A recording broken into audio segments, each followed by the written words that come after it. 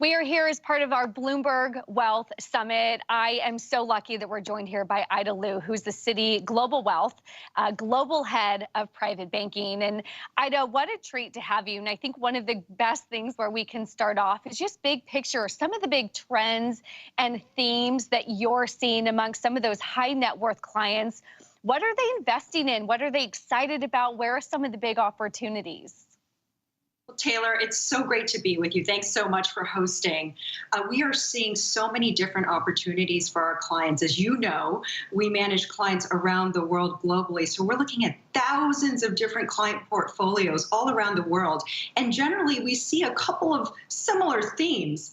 And that is that a lot of investors are sitting on cash, and a lot of investors have a tendency to have a home tilt, so a home bias in their portfolios. So what are we recommending? We're recommending more diversification, particularly geographic diversification. So there's some trends that we are putting into our clients' portfolios now that we think are going to be viable for the next decade ahead.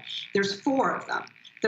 The first one is really looking at Asia, looking at opportunities to diversify and get away from the home bias, looking at the ever-growing sort of G2 economy between China and the US with a massive amount of growth coming out of Asia. We've been saying this for a long time to our clients to invest in Asia. Asia returned 24% last year, up already 5% this year. Some significant more upside there, just given the massive middle class, the middle class being 2 billion today, going up to 3.5 billion in the next 10 years, consumption, innovation, etc. So Asia is a big, big theme, and we have several others also that we're looking to put into place in our clients' portfolios, including digitization, the 5G rollout, all of the hyperconnectivity play, of course, healthcare with the global aging population increasing, with healthcare costs for people over 80, 6 times greater and 6 times greater in consumption than those under 80, really increasing the need for healthcare, for telemedicine, vaccinations, et cetera. So a huge opportunity in healthcare too. And then lastly, just very quickly, also on ESG. So the continued momentum there, looking at opportunities across the spectrum for our clients. So let's break some of those down. The first thing that caught my attention is a lot of cash on the sidelines. And we hear that. I read analyst notes that you're still sitting in 10 to 20% cash for, the average investor. And yet you say, look at the stock market, you're still near record highs. What does it take? What pullback, what opportunity to really get clients comfortable taking that cash off the sidelines and putting it to work? They've missed out on a big rally. Yeah, that's why, Taylor, it's very difficult to time the market.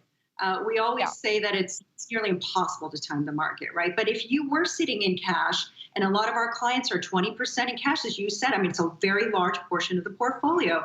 If you were sitting on cash, you missed out on a big rally in the markets last year, and already year to date, a very substantial rally in the markets here in the US, up almost 11% year to date. So having your cash work for you is very important. Now, there are different ways to make that cash work for you. Obviously, with rates where they are, your cash isn't working for you.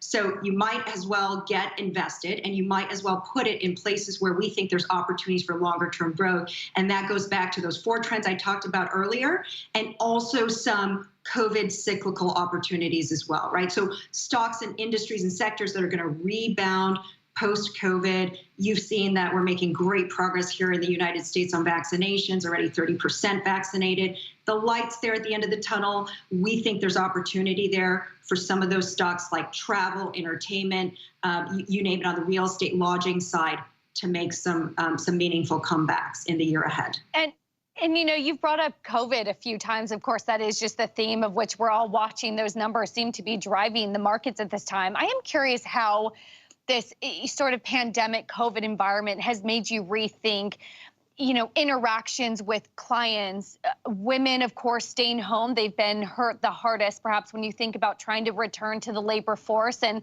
if they're responsible for childcare, they haven't been able to come back. How are all of these trends sort of fitting into the conversations that you're having as well? Yeah, Taylor, at the very beginning of this pandemic, we thought one of the most difficult things would be bringing in new clients to our wealth management business, right? We've been working from home remotely now for over a year. But actually, we ended up having a record new client acquisition year. Why? Simply because the digital engagement actually helped us increase the communications with our clients. It made it easier to do global meetings in the spur of the moment on the same day instead of all the travel, et cetera. And so we've seen the efficiencies of the COVID world. We've seen how impactful the digital engagement can be. We've reimagined the way that we're communicating and engaging with our clients digitally. We've done so many different events. So just to give you an example of this, we have a flagship family office event that we do once a year in New York. And typically we get 150 of our largest families from around the world to this event. This year we went digitally and we got 5,000 of our family offices to attend. Very, very powerful. On top of that, we've hyper accelerated all things digital. So normally in the past, it would take us days to open an account for clients. Today, we can streamline that process into minutes with a fully digital onboarding with clients. So there's many benefits that have come out of here, but to your point, there's also a lot of juggling that's happening. And I know you mentioned women. I mean, that's a big, big, big priority for us to support our team, to allow flexibility, because we understand that our team and our clients are juggling. Many of us are wearing multiple hats, caregiver and the like. So juggling a lot of different things. So we're very focused on that as well. Yeah, what about supporting women or thinking about women as wealth creators? And I think a lot of this pandemic made us realize that women are maybe in charge of family budgeting, the shopping, the back to school, what be it. And maybe previously they were not as big a part of some of the conversations around the budgeting and the wealth planning. Are you seeing that shift where more women who are in charge of that budget now want to be a part of and included in those conversations about wealth planning? Absolutely, Taylor, to answer your question, and you've hit it on the head. Women are going to control 30 trillion of wealth over the next decade. They make the majority of all consumption decisions. And so the approach that we actually take at Citi with our clients is that we actually adopt a full family approach. So we don't look at just building a relationship with the husband or the wife, but we try to do both and their kids and their grandkids, a full family nucleus approach where we're helping all the different generational needs and the partner's needs as well. Because we do view the wife, the husband as equally important. And you're absolutely right. Women are controlling more and more of the purses and the wealth over the coming decades ahead. And we want to make sure that we're also there to support our female clients around the world.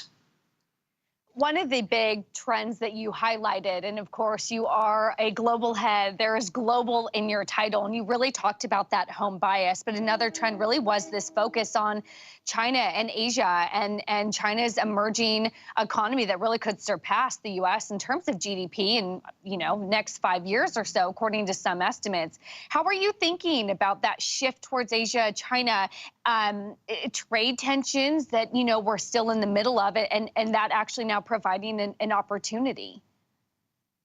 Well, you're absolutely right that the Chinese economy continues to grow. The purchasing power parity there has been surpassed any other country in the world just last year. So that huge consumption, the continued innovation that we're seeing in the region, fintech, all of the new developments that are coming up, it can't be ignored. Right. So when you're thinking about what am I doing in my clients' portfolios and where do I need to add the exposures that are going to help benefit my clients in the long term, we can't ignore one of the most powerful economies in the world in the portfolio allocation. So we've been saying this now for several years in the private bank that we need diversification. We need to get away from home biases to make sure that we're well positioning our clients' portfolios for the longer term. You've got to think about representation. If China is in fact growing as in the pace and velocity that it continues to do, why do we not have any of that reflected in the portfolios, right? So those are the kinds of things that we're navigating through, that we're advising our clients on to make sure that they're not only looking at their portfolios holistically, that they're making sure that they have geographic diversification, industry diversification, and that there's not too many concentrations inherent in our clients' portfolios, which is often overlooked, frankly. There's another big theme, and we're about halfway through, and I don't think we can get halfway through without talking about ESG. Of course, being your big theme, and you're talking about these portfolios and whether it be gun or tobacco filters or a concentration on EVs, you name it. How is the role of ESG? It's finally a conversation that, we're really having now, seemingly on a daily basis. Well, ESG is so critical, and you're absolutely right. It is a conversation that's coming up on a daily basis. We're hearing about the interest from our clients, from the next generation of wealth clients, actually very much so, the next gen of millennial clients, because they care deeply about the way that they're investing and making sure that the investments that they're making are impacting the world in a positive way. I mean, it's not too different from Citi's stance on ESG too, as you probably saw when Jane Fraser took over as the CEO of Citi. On the first day, we said we're going to be carbon net zero by 2050. So, and our global headquarters LEED certified. So we're trying to do things to promote a better world, a better environment, and that includes helping advise our clients on how to accomplish those very same objectives. So what do we do there? We help them express views. And it's not just standard cookie cutter, let me put you in an ESG index or let me buy you a green bond. Even though that those may be nice compliments, we get very specific. So if a client has a view on, I want gender representation. If a client has a view on, I want cleaner oceans. There are different ways for us to help build customized portfolios to help express these views. So it is here to stay. It is top of mind. And also, I think one of the most interesting parts is that as we've seen the SPAC momentum, it's 88 billion already, surpassed last year's entire year issuance of 80 billion. That has been an area that has been a very, very interesting focus for SPACs, is ESG and technology. So funny. I mean, you talk about the rise in SPACs, and I can't help but laugh also about the rise of sort of this younger generation retail trader, the theme of the democratization of finance, and really millennials, Gen Z, really wanting to be involved and wanting control of their finances. Are all the themes that you've been hinting on coming from this new younger generation? Are they telling you they want a more active role? Yes, they absolutely do want a more active role, and we want them to have an active role. So as I mentioned earlier, we have a full family approach. It's not just about the mom and the dad. It's also about the kids, the grandkids. And we're in there early on, educating them, walking them through the process, serving as advisors, helping them along the way. And yes, the next generation is a very powerful voice. And as I mentioned to you, women are controlling 30 trillion. Well, the next gen's going to control 70 trillion, in that same time frame. So it's not to be ignored. And, 90% of the time, if you don't develop that relationship, those relationships move. So we're here again to be a holistic, full family, nucleus service provider. Ida, as we talk about that new generation, we have to discuss taxes. And it is so top of mind coming off of the president's proposals at this point, but conversation that these proposals could turn into the real thing. What conversations around the wealth transfer tax, capital gains, the SALT tax deduction, all of these conversations, are people really concerned about it? How are they thinking about moving their money ahead of maybe those tax proposals that become real? Taylor, it's top of mind in every client discussion that we're having today. Obviously, with the highest income bracket going up to 39.6, with the corporate income taxes going up, with the dividend taxes going up to ordinary rates, there are a lot of concerns, but there's also still a lot of uncertainty today. So we don't know, are the taxes going to be retroactive? Are they not?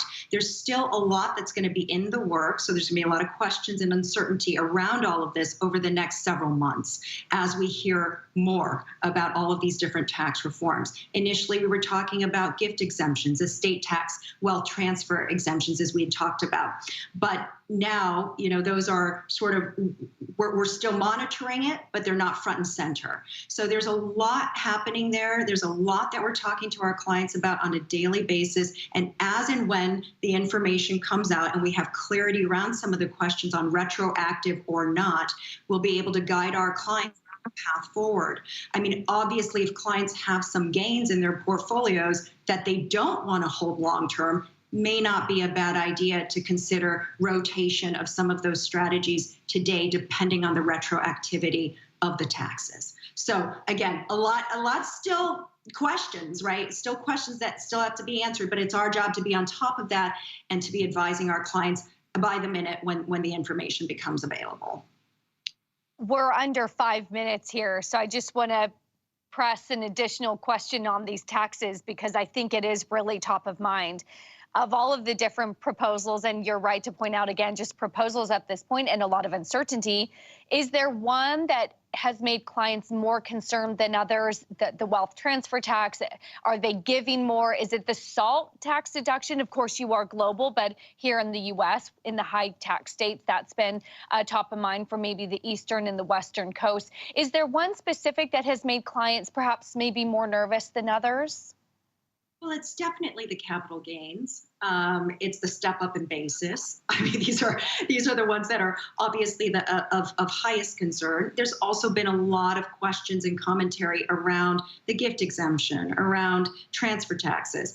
So again, these are things that we're monitoring. But again, it's still not 100% clear what the implications are and what the final, state of these will be. So once we have more clarity there, we're then able to advise our clients accordingly.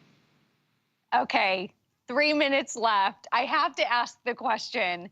All we seem to be talking about is cryptocurrencies, Bitcoin, Ethereum. There's Dogecoin, which is still a joke, but some people are taking it seriously.